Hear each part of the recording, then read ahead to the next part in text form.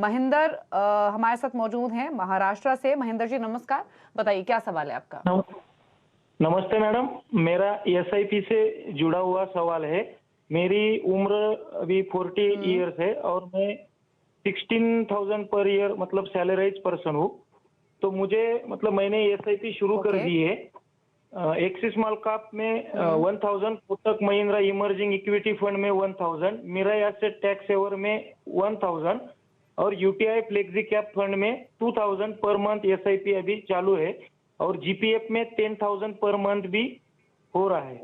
तो मुझे बच्चों की पढ़ाई के लिए आने वाले 15 सालों में 75 लाख से 1 करोड़ तक जुटाना है। तो मुझे और कुछ मतलब करना चाहिए, जो मेरा सेविंग हो रहा है उसमें कुछ बदलाव करना चाहिए, अलग से कोई फंड लेने चाहिए, इसके बारे में जानकारी चाहिए थी। Thank you madam. ओके, तो आपने सुना इनका पूरा सवाल। इनकी जो टोटल एसआईपीज फिलहाल चल रही हैं वो 5,000 के आसपास चल रही हैं और जो इनका टारगेट है वो 75 लाख का है 13 साल में। तो बताइए एग्जिस्टिंग फंड्स में कोई बदलाव, साथ ही इनके पोर्टफोलियो पर राय तो चाहिए ही, गोल को हासिल करने के लिए क्या और कदम उठाने होंगे? बिल्कुल, देखिए अगर आपका अमाउंट जो है जितना टारगेट है वो बड़ा है तो आपको निवेश भी बढ़ाना ही पड़ेगा।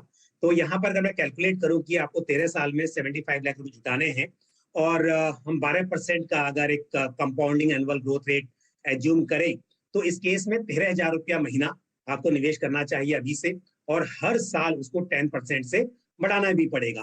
तो इसके लिए अगर आपका ये तय है कि इतना पैसा चाहिए ही आपको, तो आपको राशि को तो डेफिनेटली बढ़ाना पड़ेगा, तभी ये अचीव करना पॉसिबल है। दूसरी बात, यहाँ पर आपको एक लार्ज कैप फंड भी अपने पोर्टफोलियो में ऐड करना चाहिए, वो मिसिंग है, वो आप जरूर करें। जो एग्जिस्टिंग एसआईपी है वहां पर आप अगर अमाउंट बढ़ा सकते हैं तो उन्हीं में बढ़ाएं, बस एक लार्ज कैप फंड को ऐड कर लें। और लार्ज कैप फंड में मेरी सलाह होगी ICICI prudential blue chip fund या फिर Canara Robeco blue chip equity fund, इनमें से कोई भी एक लार्ज कैप फंड को आप शामिल करें। ठीक है, तो 13,000 तक की एसआईपीस करेंगे तो अपने गोल को हासिल कर लेंगे। धीरे धीरे रकम बढ़ाइए निवेश की, और एकदम नहीं कर सकते तो स्लोली एंड ग्रेजुअली अपने इन्वेस्टमेंट अमाउंट को इंक्रीज कीजिए। मौजूदा फंड्स आपके सही हैं, एक लार्ज कैप फंड आप ऐड कर सकते हैं। अरुण कुमार से बातचीत करेंगे, लखनऊ से हमारे साथ मौजूद हैं। अरुण जी गुड इवनिंग, बताइए अपना क्वेश्चन। Good evening madam. हमने 6 एसआईपी ले रखी हैं। एक पराग पारिक फ्लेक्सी कैप फंड है, Canara Robeco flexi cap fund है, क्वांट का मिड कैप फंड है, Mirae asset emerging blue chip fund है, और कोटक का ब्लू चिप फंड है, और एक्सिस स्मॉल कैप फंड है। तो ये एसआईपी तो शायद आपने अभी स्टार्ट की हैं? एक बार हो गया मैडम, इसी महीने से? नहीं, इस महीने से थोड़ा चेंज किया, वैसे 1 साल से हम इन्वेस्ट कर रहे हैं। अच्छा, 1 साल से कर रहे हैं, ठीक है ठीक है। अच्छा, मुझे अपना टारगेट और बताइए, कोई लक्ष्य है आपका? 15 साल में 15 साल में 60 लाख का टारगेट है, तो टारगेट तो बहुत अग्रेसिव नहीं है इनका। बताइए क्या सजेशन रहेगा? फिलहाल इनकी 12,000 के आसपास की एसआईपी चल रही हैं, इसी अमाउंट से ये अपने गोल को हासिल कर लेंगे या बढ़ानी पड़ेगी निवेश की राशि? प्लस इनके फंड्स कैसे हैं?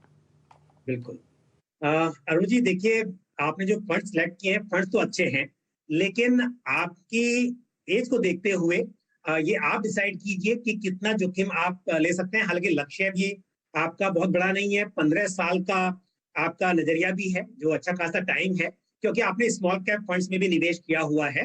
तो ये ध्यान रखिए कि स्मॉल कैप फंड में उतार चढ़ाव का जो जोखिम होता है वो ज्यादा होता है।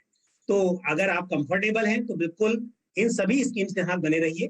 थोड़ा बहुत इन्वेस्टमेंट को बढ़ा सकते हैं तो आसानी से इस गोल को आप अचीव कर सकते हैं, मतलब इतने में भी संभव है। लेकिन क्योंकि हम थोड़ा सा अगर ये समझ के चले कि रिटर्न्स गारंटीड नहीं होते हैं, तो अगर पॉसिबल हो तो आप 1000 रुपीज तक अगर एसआईपी और बढ़ा सकें, इस अमाउंट को बढ़ा सकें, तो आसानी से मुझे उम्मीद है आप अचीव कर पाएंगे। और यहाँ पर स्मॉल कैप का तो मैंने आपको बताया है कि थोड़ा सा जोखिम ज्यादा रहता है, तो आप देखिए कि आपको कंटिन्यू करना है या उसकी बजाय जो दूसरी स्कीम है उन्हें बढ़ाना है। और पराग पारिक फ्लेक्सी कैप फंड जो है, उसमें एक बात ध्यान रखिए कि उसका एक्सपोजर इंटरनेशनल स्टॉक्स में काफी है। अभी भी करीब 22-23% का एलोकेशन इंटरनेशनल स्टॉक्स में है। और आप समझ सकते हैं कि इस वक्त पर इंडियन मार्केट के मुकाबले इंटरनेशनल मार्केट में और भी ज्यादा वॉलेटिलिटी है। तो शायद कुछ आगे आप देखेंगे कि वहां पर रिटर्न्स पर काफी इसका फर्क पड़ सकता है। बट लंबा नजरिया है तो आप बने रहिए, और शायद जिस हिसाब से आप निवेश कर रहे हैं आप अपने लक्ष्य को आराम से हासिल कर सकते हैं। ठीक है, चलिए, तो सजेशन आपके पोर्टफोलियो में दिए गए हैं, फंड्स आपके सब अच्छे हैं जो आपने पोर्टफोलियो में रखे हुए हैं। थोड़ा अमाउंट और बढ़ाएंगे, वैसे भी जितना इन्वेस्ट कर लेंगे उतना फायदा ही होगा आपको अपने लक्ष्य के समय पर। तो फिलहाल कंटिन्यू कीजिए अपने इन्हीं फंड्स के साथ। दीपेंद्र हमारे साथ मौजूद हैं दिल्ली से। दीपेंद्र जी नमस्कार, बताइए क्विकली अपना सवाल। मैम मेरे कुछ इन्वेस्टमेंट है, जैसे कोटक फ्लेक्सी कैप में 5000, इन्वेस्टको मिड कैप में 3500, पारक में 5000, SBI स्मॉल कैप में 2500 और क्वांटम टैक्स प्लान फंड में 3000 और आदित्य प्लस डिजिटल फंड में 2000 है। तो क्या मैं ये पूछ रहा हूँ, ये फंड सही है? ठीक है, तो अभी आपके 24,000 के आसपास की SIPs चल रही हैं, करेक्ट? जी मैम। अच्छा, ठीक है। और आपके गोल्स जो आपने बताए, बच्चे की पढ़ाई के लिए 20 लाख, घर के लिए 70 लाख 10 साल बाद, बच्चे की शादी के लिए 10 लाख और रिटायरमेंट के लिए 1 करोड़, क्या ये गोल्स सही हैं? जी मैम। ओके, ठीक है, तो अब बात कर लेते हैं पंकज जी से। पंकज जी, 2 चीजें मैंने इनके पोर्टफोलियो में नोटिस की। पहला तो ये कि ये 50,000 कमाते हैं, 24,000 ये इन्वेस्ट कर रहे हैं, तो इनकी अच्छी बात है कि ये अपनी इनकम का मोर देन 40% इन्वेस्ट कर रहे हैं, ऑलमोस्ट 50% ही इन्वेस्ट कर रहे हैं। दूसरी बात ये कि बच्चे की पढ़ाई के लिए 20 लाख, घर के लिए 70 लाख, बच्चे की शादी के लिए 10 लाख, तो हो सकता है इनको शायद बच्चे की शादी के वक्त 10 लाख से ज्यादा की जरूरत पड़े, बट स्टिल नेवरदलेस अगर इनके गोल के हिसाब से ही जाएं तो इनके पोर्टफोलियो को प्लीज रिव्यू कीजिए, प्लस बताइए कि क्या करना होगा इनको, कितना और इन्वेस्टमेंट इंक्रीज करना होगा। दीपाली, आपने जो ऑब्जर्व किया मैंने वो ये देखा कि अक्सर ऐसा होता नहीं है कि सैलरी का 50% अराउंड इन्वेस्ट हो पाए, बट अच्छी बात है, उन्होंने अच्छा बजट बनाया हुआ है, तो बिल्कुल आप कंटिन्यू कीजिए। लेकिन जहां तक सवाल है, क्योंकि आपको 70 लाख की आप बात कर रहे हैं प्लस 20 लाख की, तो 90 लाख रुपए आपको अगर जुटाने हो इतने कम समय में तो थोड़ा सा मुश्किल लगता है जितना आप कर पा रहे हैं। और आपको अगर मैं कैलकुलेट करूं 12% के हिसाब से, कि हम जो एक एज्यूम करते हैं कि 12% का कंपाउंडिंग ग्रोथ आपको मिल पाएगा इक्विटी फंड से, तो करीब 54 लाख के अराउंड यहाँ पर इकट्ठे हो पा रहे हैं 10 साल में। तो आपको थोड़ा लोन लेना पड़ेगा अपने घर के कंस्ट्रक्शन के लिए, क्योंकि 70 लाख रुपया एक बड़ी अमाउंट है, तो आप लोन ले लें। और साथ ही ये भी सलाह होगी कि आप जो निवेश कर रहे हैं उसको समय के साथ बढ़ाना तो पड़ेगा, अदरवाइज इतना अचीव करना थोड़ा सा मुश्किल हो जाएगा। और जहां तक फंड्स का सवाल है, वहां पर भी थोड़े चेंजेस मैं आपको सलाह दूंगा। काफी फंड्स है आपके पास। कोटक फ्लेक्सी कैप फंड जो है उसको आप रिप्लेस कर दीजिए कोटक इमर्जिंग इक्विटी फंड से, क्योंकि आपके पास दूसरा भी फ्लेक्सी कैप फंड है। तो आपको मैं सलाह दूंगा कि आप ये जो मिड कैप फंड है कोटक इमर्जिंग इक्विटी फंड, उसे शामिल कीजिए, फ्लेक्सी कैप फंड को बंद कर दीजिए, और इन्वेस्टको इंडिया मिड कैप फंड जो है आपके पास उसमें अपनी SIP को रोक दीजिए। साथ ही आपका नजरिया लंबे वक्त का है तो SBI में जो आपकी SIP चल रही है, SBI स्मॉल कैप में, वो काफी कम है, उसमें अमाउंट को बढ़ा दीजिए। अभी जो आपका ये पैसा बचेगा इन्वेस्टको मिड कैप फंड का, उसे वहां पर आप ऐड कर सकते हैं।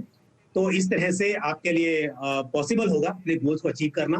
थोड़ा सा बदलाव स्कीम्स में और थोड़ा सा आपको अमाउंट को बढ़ाना भी होगा।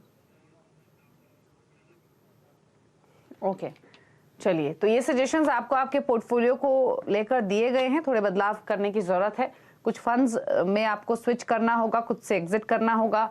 SBI स्मॉल कैप में अपनी इन्वेस्टमेंट्स इंक्रीज कर सकते हैं। डेफिनेटली धीरे धीरे अपने इन्वेस्टमेंट अमाउंट को और इंक्रीज कीजिए जैसे जैसे आपकी इनकम ग्रो करे। रुक रहे हैं ब्रेक के लिए, ब्रेक के उस पार भी कुछ और क्वेरीज करेंगे शामिल। पंकज हमारे साथ बने हुए हैं, जल्द वापस आते हैं। आप देखते रहिए योर मनी।